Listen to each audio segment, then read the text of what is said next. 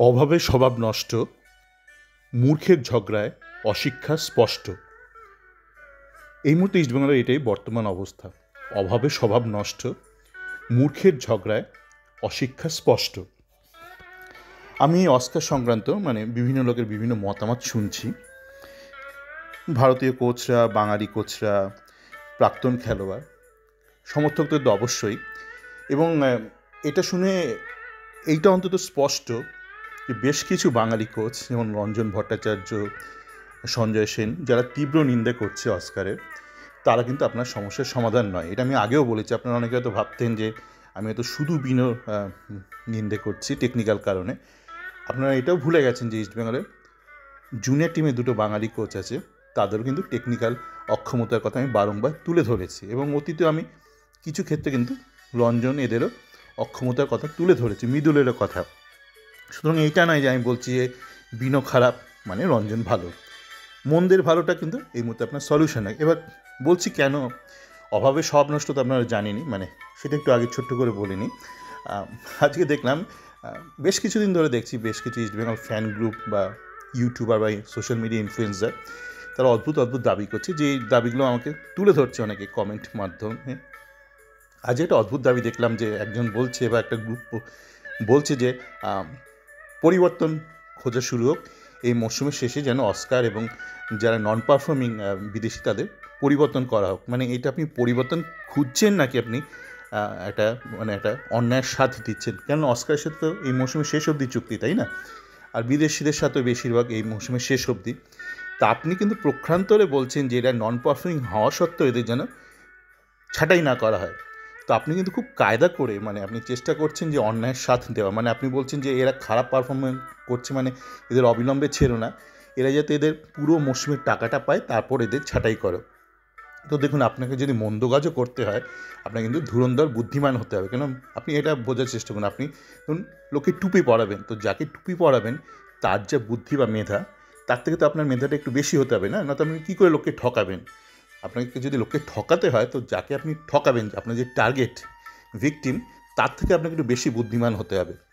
তো এইটা 1:1 লেভেলে লোককে ঠকানো খুব সহজ, কারণ আপনি ধরে নিলেন যে কার বুদ্ধি আপনার থেকে কম, আপনি তাকে 1:1 ঠকিয়ে দিলেন। আপনি যখন একটা মাসকে ঠকাতে চাইবেন, একটা বড় জনগোষ্ঠীকে, তো বড় জনগোষ্ঠীর যে ম্যাক্সিমাম যার ইন্টেলেক্ট আছে, তার থেকেও কিন্তু আপনার বেশি বুদ্ধিমান হতে হবে। ওই জন্য মাস স্কেলে ঠকাতে যাবেন না। আপনি ছোটোখাটো চিটিংবাজি করুন, এগুলোতে সীমাবদ্ধ রাখুন নিজের পেশাটাকে।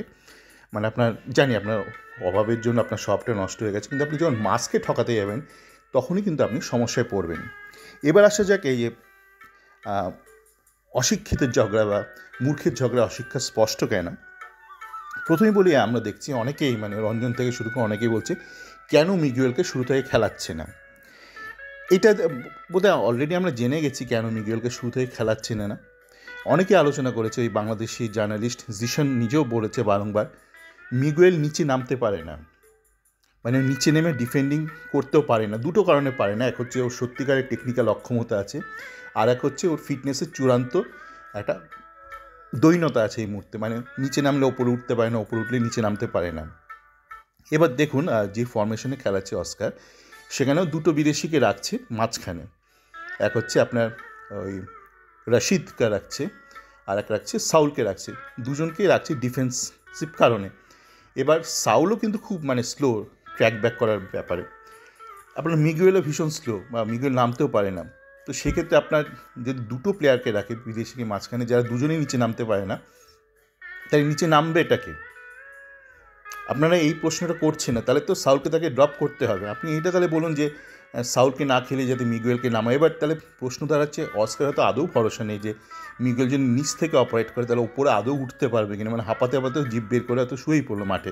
এটাও হতে পারে। দেখুন, অস্কারের খারাপ, এটা তো অবশ্যই খারাপ, কিন্তু আপনি খারাপের যে বিশ্লেষণটা করছেন, সেটাও তো ততোধিক খারাপ।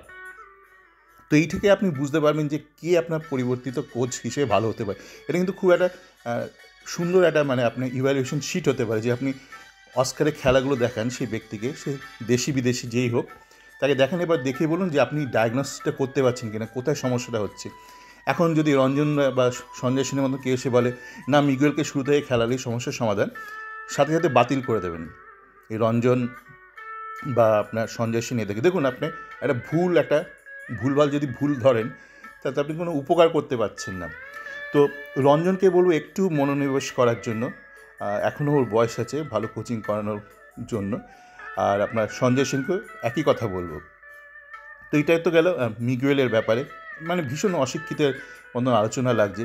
এত অশিক্ষিত না, আমি এই ছোটোবেলায় যখন স্কুলে যেতাম বাসে করে, ওই পাবলিক বাসে, তো তখন বাসে না ওই যখন ভাড়া পরিবর্তিত হতো তখন বাসে একটা টাঙানো হতো, একটা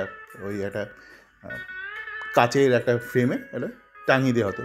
তো বাসের সামনের দিকে বা মাঝামাঝি কোথাও একটা টাঙিয়ে দেওয়া হতো। এবং আমি অবধারিত দেখতাম কিছু প্যাসেঞ্জারের সাথে কন্ডাক্টরের বাস ভাড়া নিয়ে লেগে যেত। সঠিক ভাড়াটা কী? দেখুন, সঠিক ভাড়াটা খুব সিম্পল একটা লজিক, এবং সেটা সুন্দরভাবে কিন্তু প্রিন্টেড থাকতো। কী ভাড়াটা? ধরুন আপনি পয়েন্ট সি থেকে পয়েন্ট ডি যাবেন, ধরুন বাস স্টপগুলো লেখা আছে ABCD এরকম করে লেখা আছে। সি থেকে ডি এর মাঝামাঝি ধরুন আপনার স্টপটা C2 কোনো একটা জায়গায়, যেটা হয়তো লেখা নেই, মানে সি লেখা আছে মাইলস্টোন স্টপ, নেক্সট স্টপ হিসেবে ডি লেখা আছে, আপনি হয়তো মাঝামাঝি কোথাও একটা C1-এ যাবেন। তো নিয়ম হচ্ছে আপনি যদি C1-এ যান তো আপনার ভাড়াটা হবে আপ টু ডি পয়েন্ট, মানে নেক্সট যে স্টপ লেখা আছে সেইটা। খুব সহজ।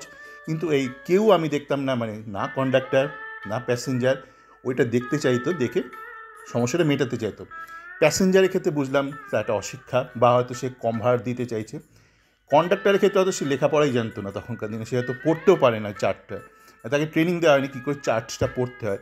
তাই ঝগড়া চলতেই থাকতো যতক্ষণ না মানে প্যাসেঞ্জার নেমে যেত, এলে দুটো গালমন্দ করতে করতে কন্ডাক্টরও খিস্তি মারতো, এও খিস্তি মারতো, এই করে কিন্তু সমস্যাটা মিটতো মানে এদের। তো এই গেল হচ্ছে আপনার মিগুয়েলের ব্যাপার। এবার আসা যাক হামিদের ব্যাপারে। অনেকেই যে বললাম না আলভিটো বা এরা, অনেকেই বলছে যে হামিদকে কেন উইংয়ে নামানো হলো। সাংবাদিকরাও বলছে, মানে তথাকথিত যারা ডিজিটাল সাংবাদিক তাদের মধ্যে অনেকে এই মুহূর্তে গোয়াতেও আছে, তারা অভিযোগ করছে যে হামিদকে কেন উইংয়ে খেলানো হলো। এবার দেখুন, আপনার কাছে দুটো ফরওয়ার্ড ছিল, হিরোশি আর আপনার হামিদ। হিরোশি মোটামুটি বক্সের ওপরে আশপাশে খেলতে পারে, সেটাও প্রাথমিক আমরা যে খেলার কিছু ঝলক দেখেছিলাম, হাইলাইটস দেখেছিলাম এই লিগ থেকে, সেটা দেখে মনে হয়েছিল ও হয়তো খুব বেশি নিচে নামতে পারে না। আমি এই ব্যাপারে খুব একটা মানে কনফিডেন্ট নই, কারণ আমি সত্যি বলছি অতটা খোঁজ খবরও নিইনি। যতটুকু ঝলক দেখেছিলাম মনে হচ্ছিল ওই টপ অফ দ্য বক্সে ইগর বলে একটা মোহনবাগানে বহু আগে একটা ভালো একটা স্ট্রাইকার এসেছিলো ইগর ব্যারেটোর আমলে, মানে দুর্ধর্ষ উজবেক স্ট্রাইকার ছিল ইগর শ্রিভিন। অনেকটা ওপরেও থাকে, কিন্তু সে খুব ফিট ছিল, মানে তারও বয়স এরকমই ছিল, 34-35 ছিল। সে দারুণ ফিট ছিল তখন। মানে কোত্থেকে এসছে জানি না, ফিটনেস লেভেল দেখে খুব একটা আশাব্যঞ্জক মনে হচ্ছে না। তো যাই গিয়ে মানে, কিন্তু এর অপারেটিং জোন কিন্তু ওই জোনটাতে, মানে উইং টুইংয়ে নয় খুব একটা। কিন্তু হামিদের আপনারা যদি খেলা দেখে থাকেন দেখবেন হামিদ কিন্তু বেসিক্যালি নাম্বার 9 নয়, 9 হয়তো চালিয়ে দেওয়ার মতন হয়তো খেলে, কিন্তু বেসিক্যালি হচ্ছে উইঙ্গার প্লেয়ার।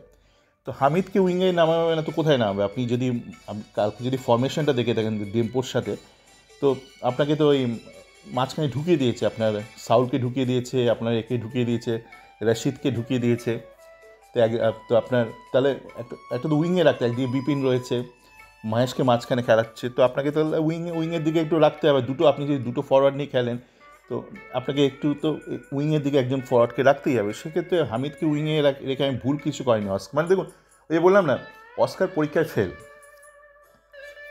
মানে 100-তে ধরুন 30 পেয়েছে, কিন্তু 30টা তো সে পেয়েছে। মানে আর কেউ ফেল করা মানে এই না যে সে 0 পেয়েছে, মানে অস্কার সব কিছু ভুল ধরবে না। কেউ ধরুন একটা ছেলে পরীক্ষার খাতায় ফেল করলো, ফেল মানে এই তো না যে সে 20টা প্রশ্নের মধ্যে মানে সবগুলোই ভুল করলো। আপনারা যেটা করেন মানে উল্টোটা মাঝে মধ্যে করে ফেলেন, যখন বিষ্ণু ধরুন 20টা প্রশ্নের মধ্যে 2টো ঠিক করলো, আপনারা 2টো নিয়ে লাফালাফি শুরু করেন, 18টা সে যে ভুল করলো আপনারা সেটা একদম ভুলে যান। আবার এরকম ক্ষেত্রে হচ্ছে মানে অস্কার হয়তো 20টা প্রশ্নের মধ্যে 2টো ঠিক করেছে, আপনারা 2টো ঠিকটাকেও ভুল বলছেন।